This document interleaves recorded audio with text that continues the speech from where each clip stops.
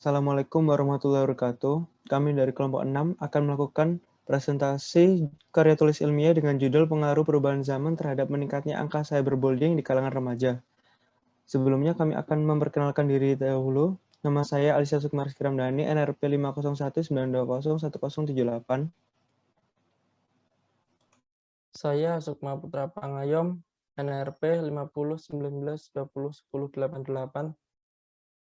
Nama saya Rangga Anggitya Prasetyo, NRP 501920.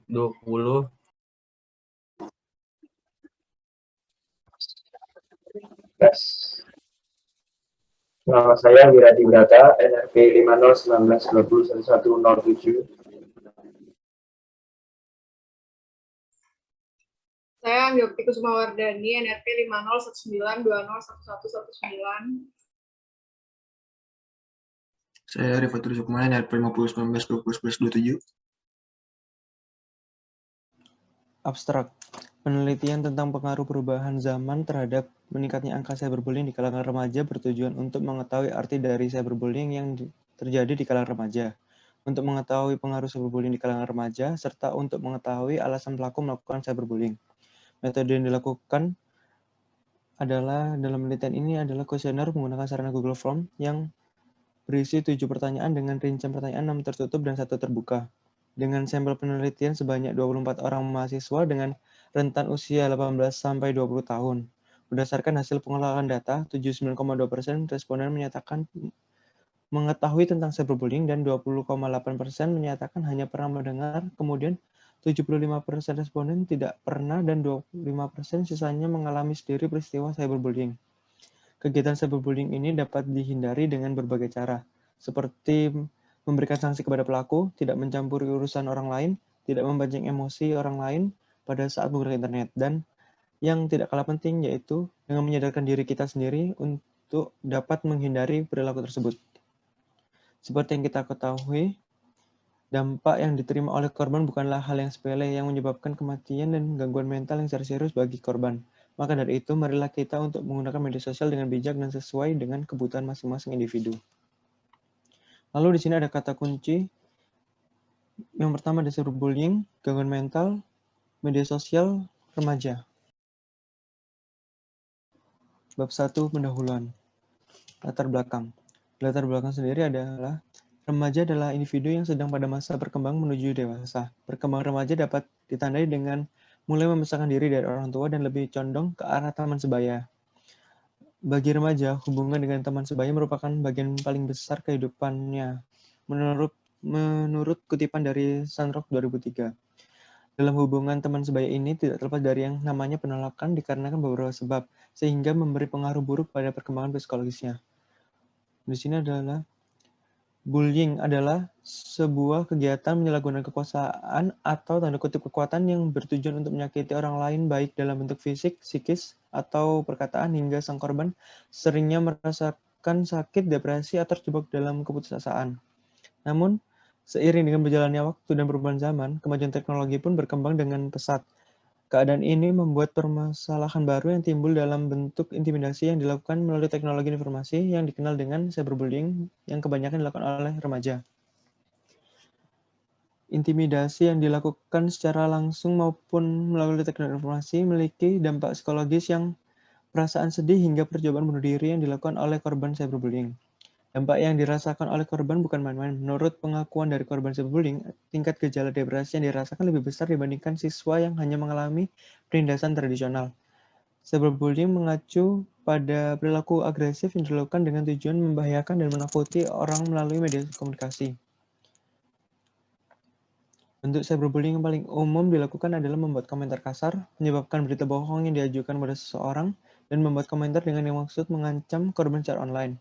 Cyberbullying telah menjadi realita di tengah masyarakat yang menjadikan masalah ini harus dihadapi dengan serius. Untuk itu, pemerintah mengambil kebijakan dalam menentukan kebijakan kriminal baik melalui sarana penal maupun non penal yang tepat guna memberantas cyberbullying secara efektif. Hal ini merupakan suatu usaha yang rasional serta menempati posisi strategis mengulangi kenakalan remaja. Selanjutnya akan disampaikan oleh teman saya. B. Rumusan masalah.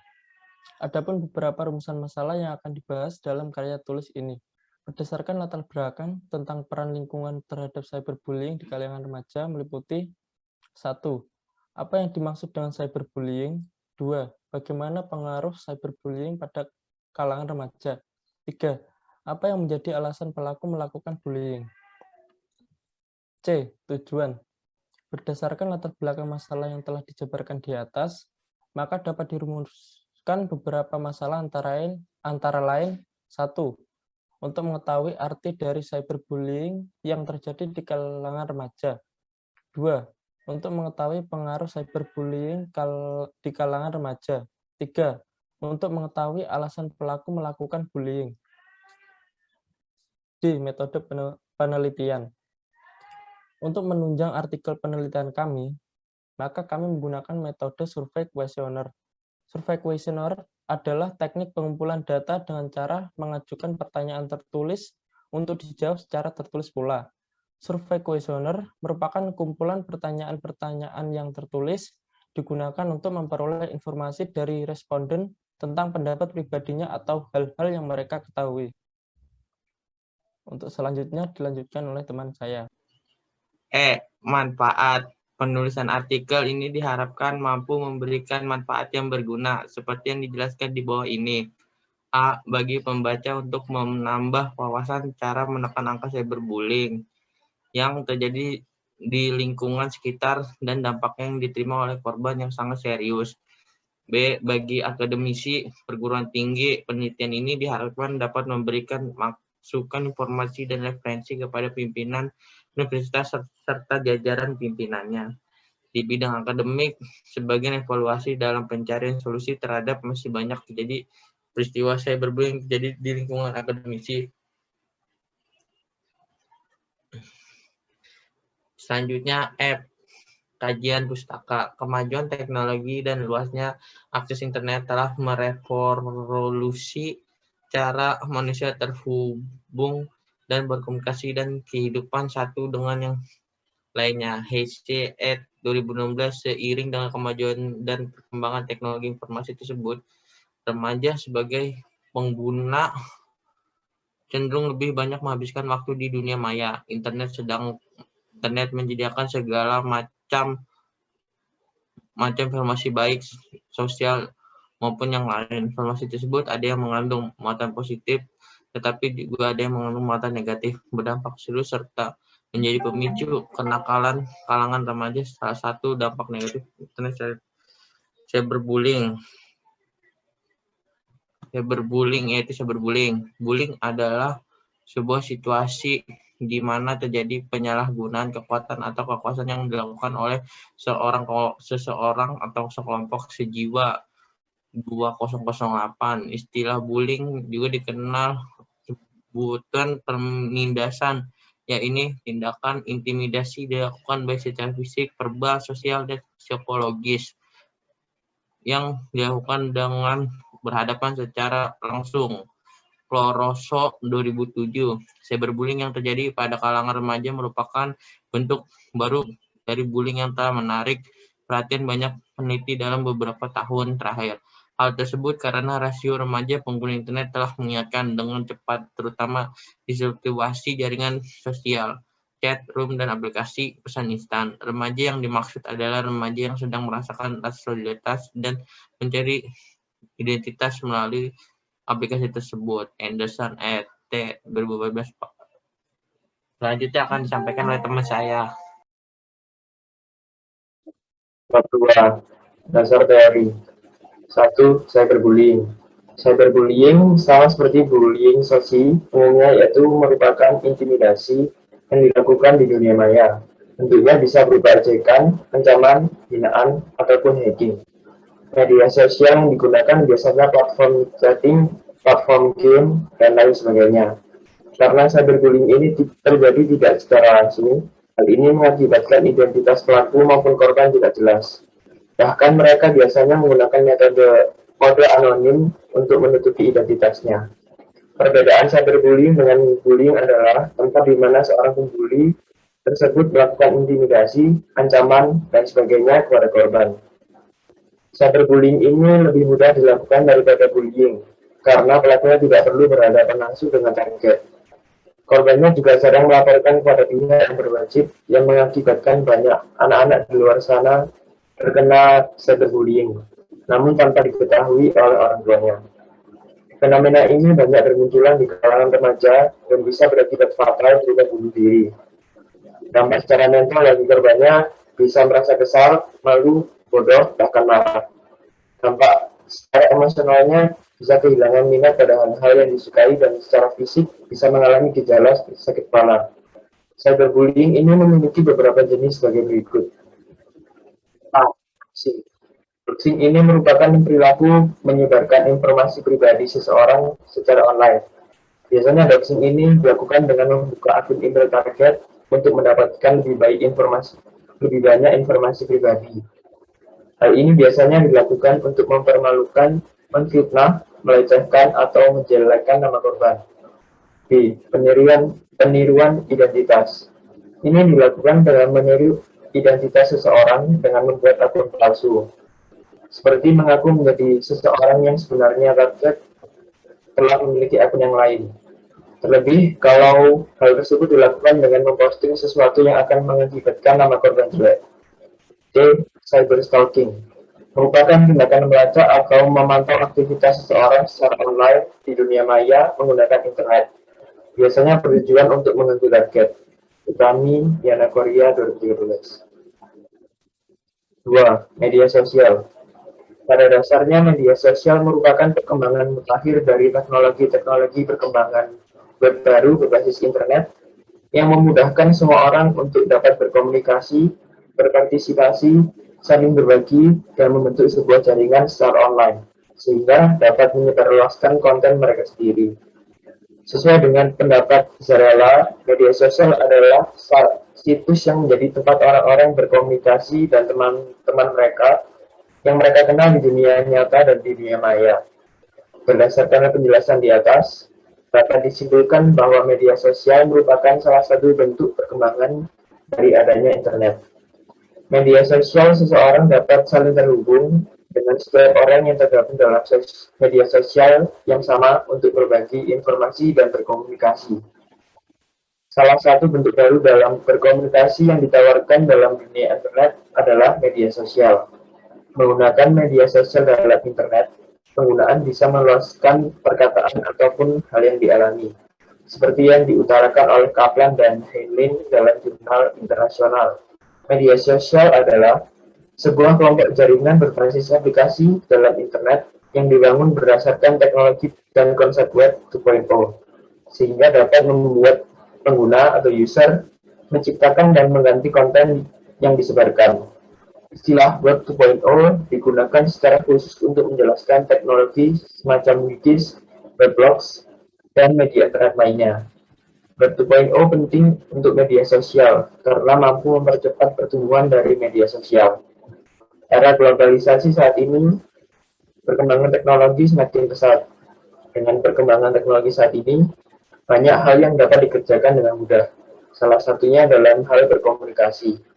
Jika dahulu kala orang berkomunikasi dengan bertatap muka secara langsung, agar pesan yang disampaikan dapat diterima dengan baik. Namun sekarang orang tidak harus bertatap muka secara langsung agar dapat berkomunikasi, sehingga komunikasi dapat berlangsung lebih mudah dengan adanya teknologi. Pangesti, Yendian 2017. Selanjutnya akan dijelaskan oleh teman saya. Dasar teori yang ketiga yaitu gangguan mental. Gangguan mental emosional adalah gejala orang yang menderita karena memiliki masalah mental atau jiwa. Lalu, jika kondisi tersebut tidak segera ditangani, maka akan menjadi gangguan yang lebih serius. Selain itu, gangguan mental emosional juga disebut dengan istilah distress psikologik atau distress emosional. Pada keadaan tertentu, gangguan ini dapat diderita oleh semua orang, namun dapat pulih kembali seperti keadaan semula jika dapat diatasi oleh individu tersebut atau berkunjung ke fasilitas pelayanan kesehatan. Tetapi jika tidak dapat diatasi, maka akan berlanjut menjadi gangguan yang lebih serius. Gangguan mental emosional ditandai dengan menurunnya fungsi individu pada ranah keluarga. pekerjaan atau pendidikan, dan masyarakat atau komunitas. Selain itu, gangguan ini berasal dari konflik alam bawah sadar yang menyebabkan kecemasan. Depresi dari gangguan kecemasan merupakan jenis gangguan mental emosional yang lazim ditemui di masyarakat. Gangguan mental emosional dapat berubah gejala depresi, gangguan psikomatik, dan ansietas. Bentuk-bentuk gangguan mental meliputi gangguan mental ringan dan gangguan mental berat. Gejala adalah tanda-tanda yang mendahului suatu problem atau sesuatu yang dapat diamati sebelum menjadi timbulnya suatu problem, atau keadaan yang menjadi tanda-tanda akan timbulnya atau berjangkitnya sesuatu. Berikut gejala gangguan mental emosional menurut Darajat 2012. Reaksi psikis ditandai oleh unsur kecemasan yang tidak sadar diekspresikan dengan menggunakan mekanisme pertahanan diri atau defense of mechanism. Seringkali merasa dirinya itu normal, bahkan lebih baik, lebih unggul, dan lebih penting dari orang lain. Relasinya dengan dunia luar sedikit sekali, walaupun orang yang bersangkutan masih memiliki insight atau wawasan yang baik, seperti kesulitan menyesuaikan diri dengan wajar, timbul perasaan cemas yang tidak bisa dibendung, misalnya takut mati, takut kalau jadi gila, dan ketakutan-ketakutan lain yang tidak rasional dan tidak bisa dimasukkan dalam kategori fobia. Dengan gejala emosi tidak stabil, suka marah-marah, sering dihinggapi perasaan depresi, sering dalam keadaan excited atau gelisah sekali, sering berfantasi, dihinggapi ilusi, delusi, dan rasa kejar-kejar, sering merasa mual-mual dan muntah, badannya merasa sangat letih, sesak nafas, banyak berkeringat, bergemetaran, tekanan detak jantung meningkat, dan sering menderita diare, dan lain sebagainya. Penderita selalu diganggu oleh perasaan sakit dan nyeri yang berpindah-pindah pada setiap bagian badannya, khususnya pada bagian punggung, dan kepala yang disertai oleh rasa pusing, sehingga penderita menjadi malas dan segan melakukan aktivitas atau segan melakukan sesuatu atau kehilangan semangat atau gairah hidup.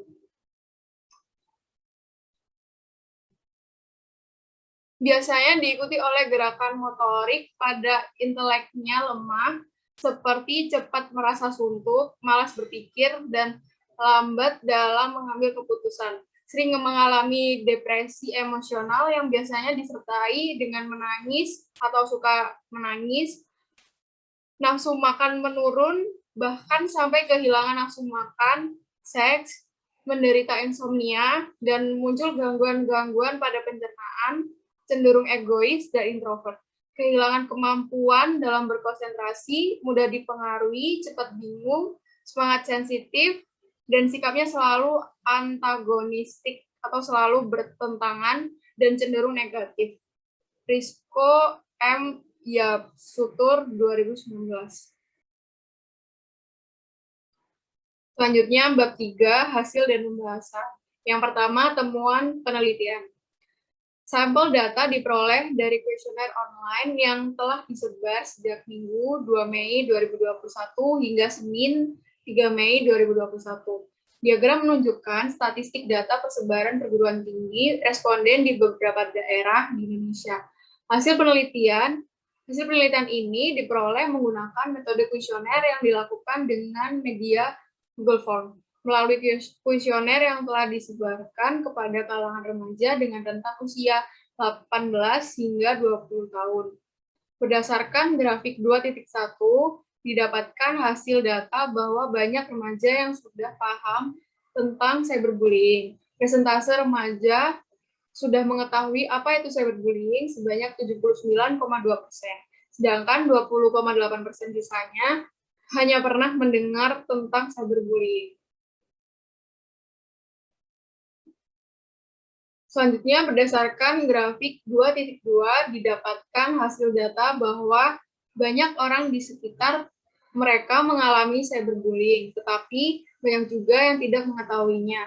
Sebesar 62,5% tidak mengetahui bahwa orang di sekitarnya ada yang mengalami cyberbullying, dan sebesar 37,5% sudah mengetahui bahwa di sekitarnya terdapat orang yang mengalami cyberbullying. Berdasarkan grafik 2.3, didapatkan hasil data bahwa ada sebagian orang yang mengalami sendiri cyberbullying dan ada juga yang tidak mengalami cyberbullying. Sebesar 75% tidak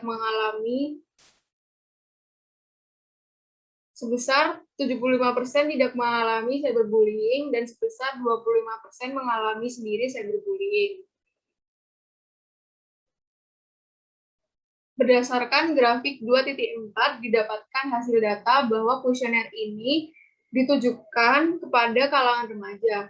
Sebesar 58,3% remaja berumur 19 tahun, sebesar 29,20% remaja berumur 18 tahun, dan sebesar 12,5% remaja berumur 20 tahun. Berdasarkan grafik 2.5, didapatkan hasil data bahwa kuesioner ini lebih banyak menarik responden dari kalangan perempuan dibandingkan dengan laki-laki. Sebesar 54,2% perempuan dan 45,8% laki-laki. Dan yang terakhir, berdasarkan grafik 2.6, didapatkan hasil data bahwa kuesioner ini ditujukan kepada remaja di berbagai kampus ataupun yang lainnya, sebesar 50% dari ITS, 4,2% dari Ubaya, 8,3% dari Uinsa, 20,8% dari Unair, 4,2% dari Untak, 8,3% dari UPN Jatim, dan 4,2% sudah bekerja. B. Pembahasan. Dari hasil pengisian kuesioner yang diperoleh dari berbagai sumber yang ada, diperoleh pembahasan yang mampu memberikan jawaban sesuai dengan tujuan dibuatnya jurnal ini. Setiap pendapat yang tercatat pada kuesioner dari setiap narasumber ini memunculkan suatu kesimpulan yang kompleks.